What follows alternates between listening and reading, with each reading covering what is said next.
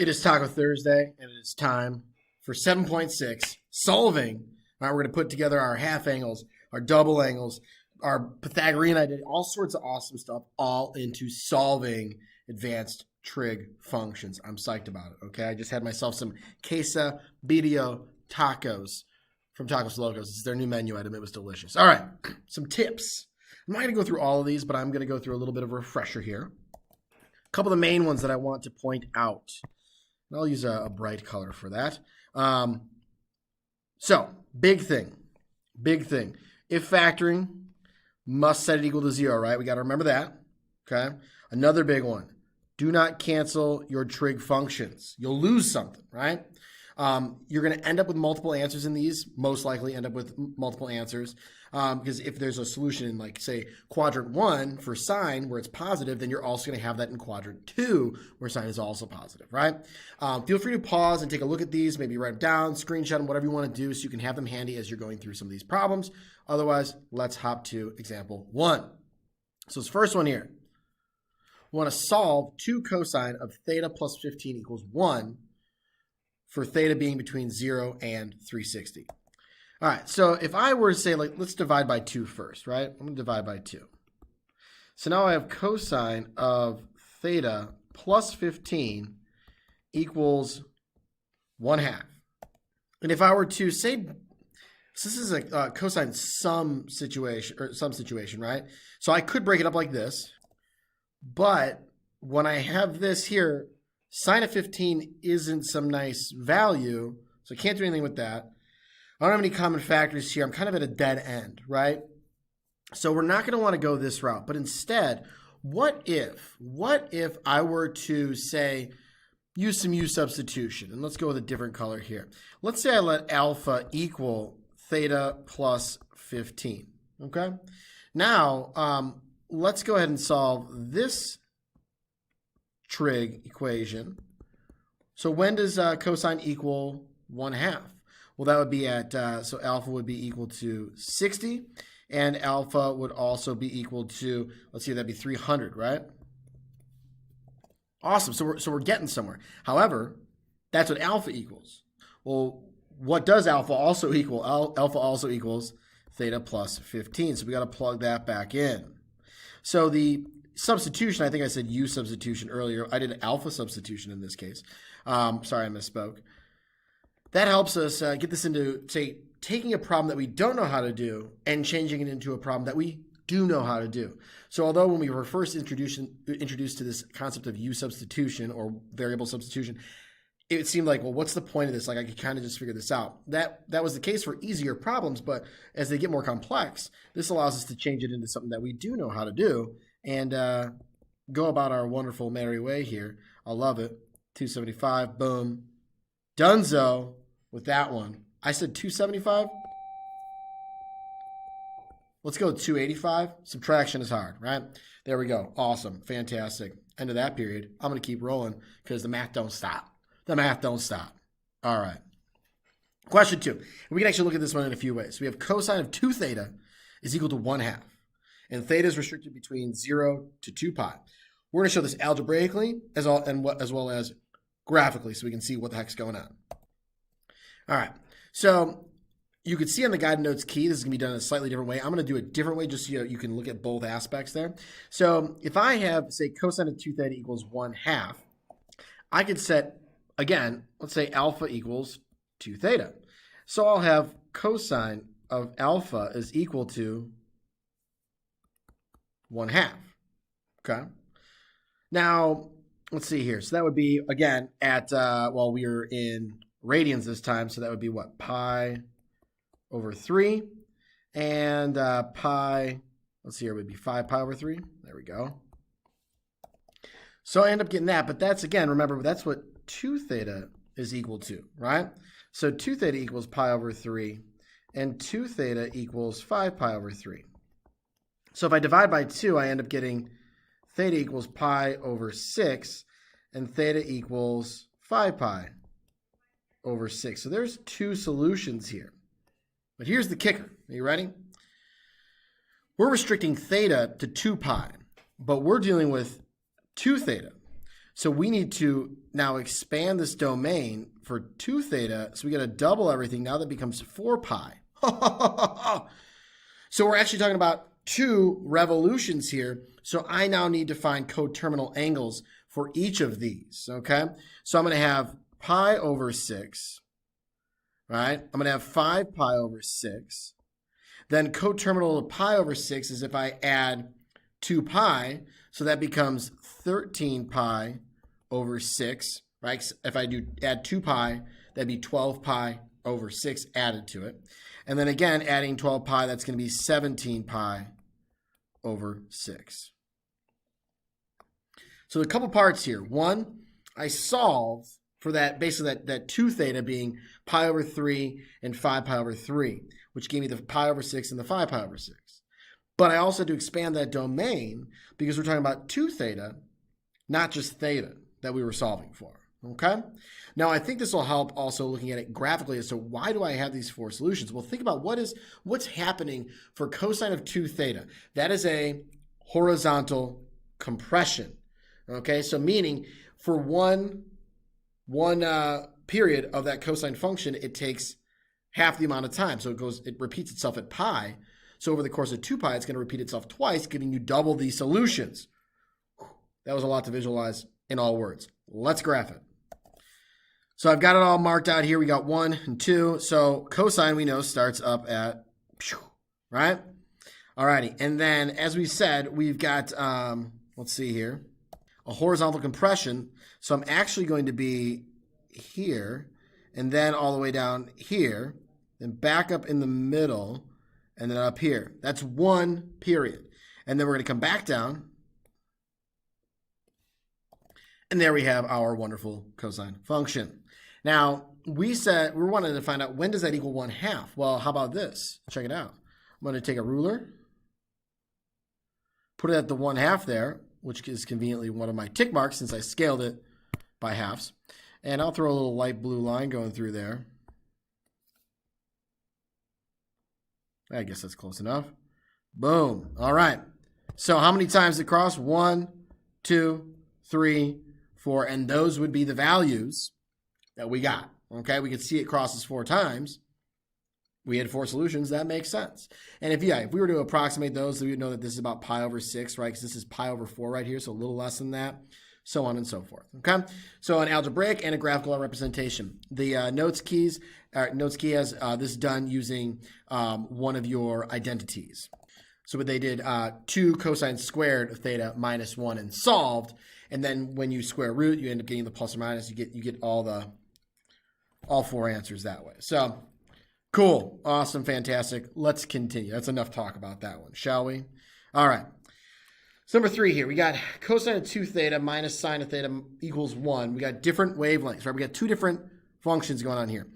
But as we just said, I can change cosine of 2 theta into something else, right? I can substitute into, 1 minus 2 sine squared theta minus sine of theta. Now it's all one trig function. And we've got ourselves a quadratic, but it looks like, hey, these 1s, those are going to cancel, right? And I'm just going to go ahead and make everything then also bring it to the other side or make it all positive. So I'd have 2 sine squared theta plus sine of theta equals 0. Okay? If you need to pause the video, make sure that you understand what the heck just happened there. Cool? Because, dividing everything by -1 can be kind of helpful there. All right. Now, I've got myself a GCF, right? I don't want to have the sign on one side and cancel some out. That was one of our no-nos. So I'm going to take out a sine theta, and I'm left with 2 sine of theta plus 1 equals 0. So I can set sine of theta equal to 0, and I can set 2 sine of theta plus 1 equal to 0. And now we're sitting at this problem right here. That's one of our ones that we first learned how to solve, right? So now they're within these other problems. So when, first off, is sine going to be equal to 0?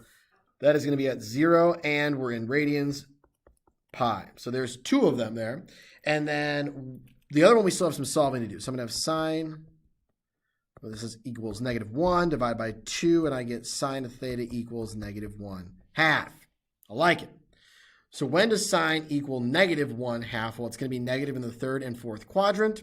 And that's going to be, 7 pi over 6 and 11 pi over 6. I think that's good. It's good. All right. I like it. Good stuff. So there's all 4 solutions there, right? Whether you use unit circle or special right triangles, I imagine the special right triangles and knew that with the 1 being the opposite side that I'm dealing with a 30-degree reference or a pi over 6 reference. And that's how I got mine. Unit circle works too. All right. There we go. 4 solutions. Love it. Fantastic. Moving on. All right. So this next one here, we have sine of theta equals sine of 2 theta. That's a little weird to deal with. But hold up. I got an idea. Okay. This sine of 2 theta, isn't that 2 sine of theta? Whoa. Cosine of theta. And although I've now made this into 2 different functions, take a look. If I bring this over to the other side, takes a little future telling here to see what's going on. You'll get better at that as things go. I can take out a GCF of sine from both of these, can't I? So if I can take out a sine from both, leaving me with 1 minus 2 cosine of theta, I'm basically dealing with the same type of situation that we had up here in this problem when I got to that step, right? It's basically the same exact situation, except for I'm dealing with cosine now. So I can set each one of these equal to 0. I already know that's 0 and pi. And then 1 minus 2 cosine of theta equals 0. So I'm going to get cosine of theta equals positive 1/2, because it's going to be negative 1 divided by negative 2. Where does cosine equal positive 1/2? Well, that would be in my first quadrant at pi over 3.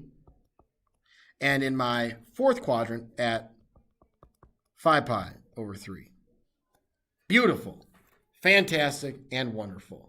All right, and if you need maybe a little visual, maybe I should give you one of those. That's pi over 3. That would be our 1 and 2, which is my root 3, right? It's a 30, 60, 90 triangle. And the other one was down here. I like it. Good stuff. In case you forgot how to draw your triangles. Cool. Awesome. Fantastic. Wonderful. Love it. Next one here. And again, I'm trying to keep things a little bit are moving quickly here, just to keep our video length down.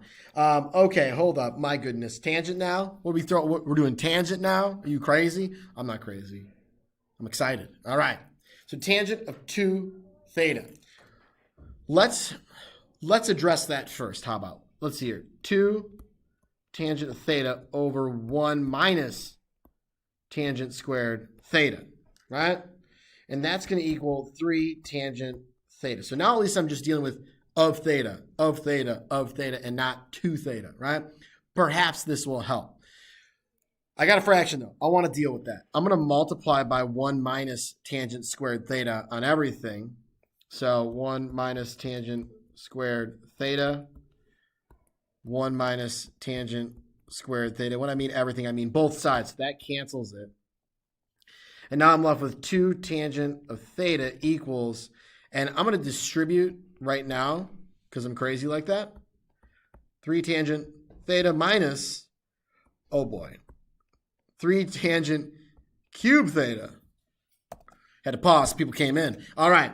We're dealing with, oh my goodness, I'm going to have faith in the process, okay? Trust the process here, children. So I'm going to bring everything to one side, right? I'm going to set it equal to 0 because it looks like we're going to be dealing with some form of factoring, right? Probably GCF here. So if I do that, I'm going to have 3 tangent cubed theta minus tangent of theta equals 0. Okay. I like that. You know why I like that? I like it so much because I can factor out a tangent of theta. And now I'm left with 3 tangent squared theta minus 1 equals 0. And although that might be like, ugh, it's all good, okay? It's Gucci, as they say.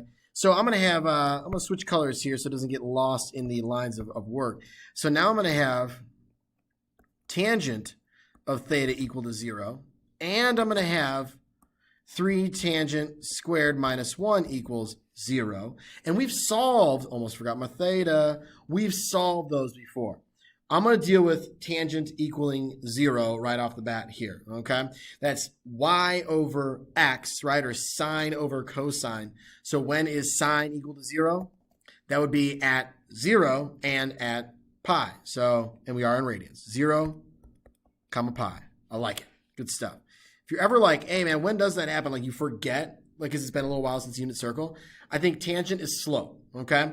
So along that x-axis, that's a horizontal line that's a 0 slope. So to go from the origin to that guy out at 0, I went up nothing, 0 slope, right?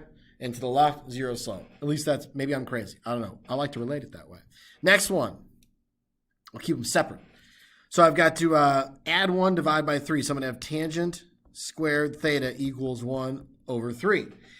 Now, fit about a square root on both sides. So I'll have tangent of theta equals positive or negative. And to rationalize this, because it's going to be 1 over root 3, that's going to be root 3 over 3. Yeesh. Or just 1 over root. Either way, honestly, however you want to look at it is fine. You know what? I kind of, as a triangle person, I kind of like this. Because this is opposite, adjacent, and that makes me think of my special right triangles. Let's go with the positive one first, and then we'll deal with the rest. Opposite being 1, adjacent, it's 2. This is a pi over 6 situation for my reference, right? A 30-degree reference. So, boom, there's one of my solutions. Pi over 6. And then, what do we got next? Let's see here. The other one's going to be 5 pi over 6. I'm just going around the world here. 7 pi over 6 and 11 pi over 6. I got all positive and negative. We're good to go. That's 4 more solutions for theta. Whoop. And 0 and pi, all 6. When you're typing these things into MyMathLab, you need to have all 6 or it is incorrect. So double and triple check that you plugged them or you typed them in correctly, because one wrong one, whole thing's wrong, okay? Don't mess that up. You'll be very upset with yourself. All right. So again, I decided to go not rationalize, use my special right triangles. I think that's really helpful with tangent rather than dealing with like reciprocals and all sorts of stuff with the unit circle. But to each his own, right? Whew. Number 6, we saw something like this at the start. Problem number 2 with the cosine. And let's see here. If I went to use an identity, that would be 2 sine theta cosine theta equals 1. I'm going nowhere, okay? Right? Going nowhere. Whoever that dude is. Was that Randy Savage? Macho Man Randy Savage? Yeah, I think so. All right, so I got to rethink. Can't do that. But what if I say, hey, man, 2 theta equals alpha? You don't necessarily have to use alpha or u sub. You can go about it however you'd like. But let's solve this. Sine of alpha equals 1/2. So that would mean, let's see here. That's going to be and we're doing radians, right? We're doing radians. So it's going to be a pi over 6. That was a really extravagant alpha. Pi over 6. And we got ourselves, where else is it positive? That'd be 5 pi over 6. Well, remember, this is what 2 theta equals. So theta is going to equal pi over 12 and 5 pi over 12, right? Okay. I like it. But as we said before, we're missing some solutions here. So if I'm solving for theta, that's between 0 and 2 pi, right? But 2 theta is between 0 and 4 pi. And this is actually something I feel like I didn't cover quite perfectly in the second example, so I want to hit that now very well. So 2 theta is going to have to be between 0 and 4 pi. So let's add some solutions to this one. So if I go around again, right, another revolution, that's going to be, let's see here, 12 pi over 6, so 17 pi over 6. And then again, oops, sorry, actually I should do pi first, my bad. So that'd be 13 pi over 6, and then 17 pi over 6 when I add 12 to 5. So that's what 2 theta is. And then to get the rest of theta, I would divide by 2 on those as well to get 13 pi over 12 and 17 pi over 12. Wonderful. So that's what theta equals. The one above that is what 2 theta equals, which is between 0 and 4 pi, right? This is within 4 pi. 4 pi would be what, 24 pi over 6? So this is within that, okay? And another revolution would be, that'd be 29 pi over 6, which would be out of the 24 pi over 6 we just said. So we have all of them in that 2 theta arena, if you will, within the 2 theta bounds of 0 to 4 pi. And now we've got that into theta. So multiple steps on these. And I feel like I didn't address the 2 theta aspect in the first example as well as I did here. So hopefully that provides some clarification. Lovely. Let's keep moving. Oh my goodness gracious. We've got cosine of 4 theta equals -1 minus 3 sine of 2 theta. We got 4 thetas, we got 2 thetas, we got 2 different trig functions. What the heck are we going to do? All right. Substitution, variable substitution to the rescue. I'm going to set alpha equal to 2 theta. Let's rewrite that. I'd have cosine of 2 alpha equals -1 minus 3 sine of alpha. What can I rewrite cosine of 2 alpha as? 1 minus 2 sine squared alpha. So once again, what did we do with variable substitution? Often use substitution, but in this case, alpha substitution. We transformed a problem we did not know how to do into a problem we do, hopefully, know how to do. Right?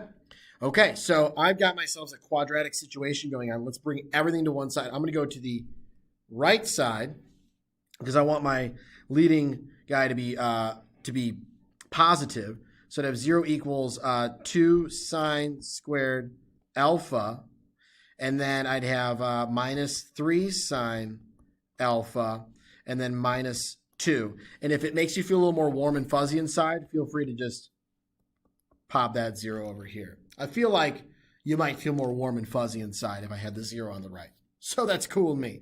Or you can bring everything over to the left and then divide by -1. I think this works just fine. Now, we have to factor with a lead coefficient. I bet you're pumped about that. So let's do it. Okay? Now, either you can factor like this here, or perhaps, guess what? Let's go with, let's use U. Substitution, U equals sine of alpha. Let's substitute again, shall we? And I'm going to do different colors so we can see the different parts. And there we have it.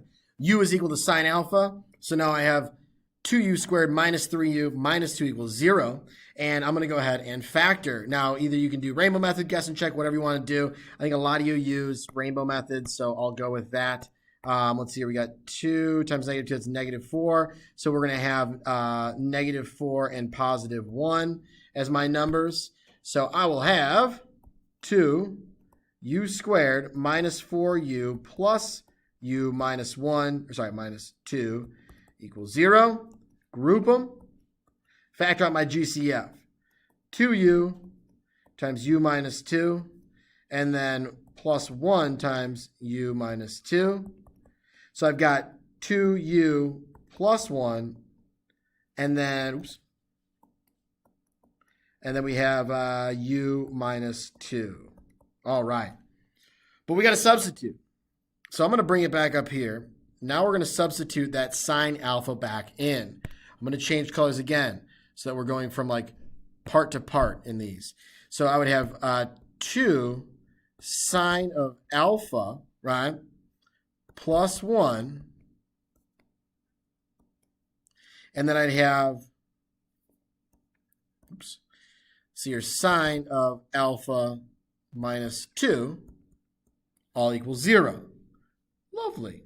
So now we can actually solve for alpha, but don't forget, we substituted for alpha.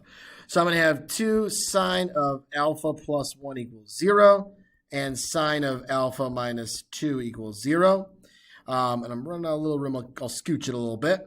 So I get sine of alpha equals -1/2. Sine of alpha equals 2. Thankfully, can sine ever equal 2? No, it's opposite over hypotenuse. Hypotenuse has to be the largest side, undefined. All righty. So we've nixed that one, which is just oh so fortunate. Now I need to figure out, hey, when is alpha, or when is sine to be equal to -1/2? That's going to be in my third and my fourth quadrant, right? Because that's when my opposite side is negative. Or if you remember ASTC. All right. So that would be what? 7 pi over 6, and we're going to have 11 pi. Not pi, 11 pi over 6. Okay. So this, again, this is what alpha equals, right? What does 2 theta then is equal to 7 pi over 6 and 11 pi over 6. I'm actually going to give myself a little more room here and rewrite it. All right, so if 2 theta is equal to 7 pi over 6 and 11 pi over 6, we got to remember that theta was restricted to 0 to 2 pi, right? But 2 theta is restricted from 0 to 4 pi. So I've got to coterminal these bad boys. I got to find the coterminal. So if I add 12 pi over 6 to 7 pi over 6, I'm going to get 19 pi over 6. And then if I add 12 again, I'm going to get 23 pi over 6, just within my 4 pi restriction there, right? Because 24 over 6 is going to be 4. 23, just within. All right. Beautiful. So that's 2 theta. So then to get theta, I've got 7 pi over 12, 11 pi over 12, 19 pi over 12, and 23 pi over 12. Woo-hoo-hoo-hoo-hoo. That was quite the problem there. A delicious math problem, if you will. Almost as delicious as the quesadilla tacos that I had today. And to tell you what the birria is the beef, the braised beef that they had. And then the queso is the cheese, right? I learned that from Mr. Philpott. I usually don't like to give him too much credit, but I will on the quesadilla tacos with the comenso. I can't remember what it is. But it's like this, you dip it in, right? It's the stuff that it was cooked in. Delicious. I highly recommend. All right. That was a good one. That was intense, right? So we did a few things. Let's recap that before we do our last problem. We did alpha substitution for 2 theta, solved. Then I did U substitution to make it a little easier for me to factor with a lead coefficient. Then I substituted back in. Then I had to address the 2 theta that I solved for, which would be an expanded domain of 0 for 2 theta all the way up to 4 pi, and then solve just for theta because I had only solved for 2 theta, but I really wanted theta. So I divide everything by 2, and then boom, that puts it all nicely within my domain restriction of 0 to 2 pi for theta. I'm out of breath. All right, let's tackle this last one. We're going to cut it short from the identities that we were planning to do next, but this video is getting a little lengthy, so we're going to cut it off here. All right, this one. Oh boy, yay, once again, we got 2 different trig functions. I'd like to challenge you to try this one yourself. I'm going to give you the first tip here, unless you want to just pause it and start going. But I'm going to say alpha is going to equal 2 theta once again. Feel free to pause it, try to work through this whole thing, and then I'm going to go through it. I'll try to go quick to save on video time. Pause it, do it. I'm going to get a drink until you pause. All right, time to go through it. Hopefully you paused it. So first thing I'm going to do is substitute that in. So I'm going to have cosine of 2 alpha plus sine squared alpha equals 0. Lovely. Fantastic and wonderful. Now, I know that cosine of 2 alpha could be changed into 1 minus 2 sine squared alpha plus sine squared alpha. And how conveniently wonderful and fantastic is that? So I'm going to have 1 minus sine squared alpha equals 0. Now, I got a couple options here. I could either change that into, I believe, cosine squared theta, or I'll deal with it right now because it's not a big deal. I would, let's see here, subtract 1, divide by a negative, and get sine squared alpha is equal to positive 1. All right. Now I'm going to square root on both sides, and I get sine of alpha is equal to plus or minus 1. Cool. So when does sine equal positive 1? Well, that's going to be at, so alpha is going to equal pi over 2. Where else? Nowhere else does it equal positive 1, but it does equal negative 1 at 3 pi over 2. Now, keep in mind, the alpha was in fact 2 theta.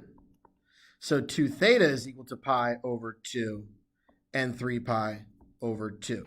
Some people substitute the 2 theta back into sine and then just set 2 theta equal. To each his own, okay? Many different ways here. Now, I got to divide by 2 on everything. Actually, first though, I have my expanded domain, don't I? From 0 to 4 pi now because it says that theta is between 0 and 2 pi. So 2 theta is going to go up to 4 pi. Right? I'm multiplying everything by 2 right through. Nice. So we got to get a couple more coterminal angles to account for that extra rotation around the unit circle. So if I add 2 pi, or in this case 4 pi over 2, I get 5 pi over 2, and I'd get 7 pi over 2. Now that I have all 4 solutions for 2 theta, which I'd like doing that, getting all 4 for that. I might not have done that on the first one. I can't remember now. It's been 30 minutes from then. Now I'll divide everything by 2 to get to just theta. So I'd get pi over 4, 3 pi over 4, 5 pi over 4, and 7 pi over 4. That's it. That's the end of the period. I had to finish the video then anyways. That was perfect timing. I hope you guys enjoyed. That was that one's intense, but it all kind of leads up to that with those different identities, and it's cool to use them. I find it cool. Maybe you don't. Whatever. But you guys have a great day. American Freedom, Rock and Roll Costco, Riverdog Jenny on the gram. Thanks for sticking around.